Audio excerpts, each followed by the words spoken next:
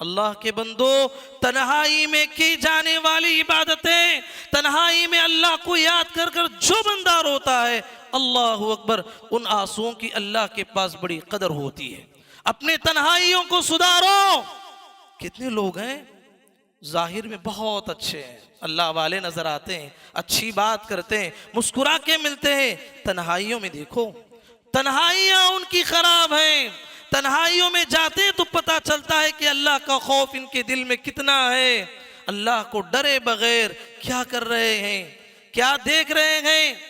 अल्लाह से डरना चाहिए। क़यामत का दिन होगा, अल्लाह के नबी सल्लल्लाहु अलैहि वसल्लम ने फरमाया, वाक़ईतन जिसके दिल में ईमान है, जो अल्लाह का खौफ दिल में रखता है, जो ईमान और अमल सालिहा में आगे बढ़ता है, यह हदीस उसके रोंगटे खड़ा देने वाली है। सोचिए तो सही।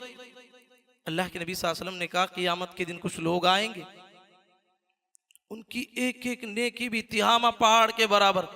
हम नेकी भी करते हैं तो टूटी फूटी नेकी, कहा कि एक एक नेकी तिहामा पहाड़ के बराबर बड़ी बड़ी नेकियां किए होंगे, नमाज पढ़े होंगे, तहज्जुद पढ़े होंगे, अल्लाह के लिए रोजे रखे होंगे, अल्लाह के लिए सब कुछ किया होगा। लेकिन जब तन्हाइयों में जाते, तन्हाइयों में जाने के बाद उनकी तन्हाइयां बड़ी खराब थी। अल्लाह उनकी बड़ी बड़ी नेकियों को हबा मंसूरा की तरह उड़ा के फेंक देगा। साहबा ने कहा, अल्लाह के नबी कौन है वो?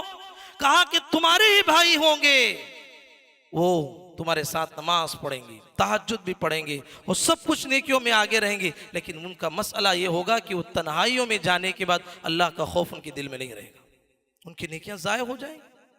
अपने तन्हाइयों को सही कीजिए मेरे भाइयों।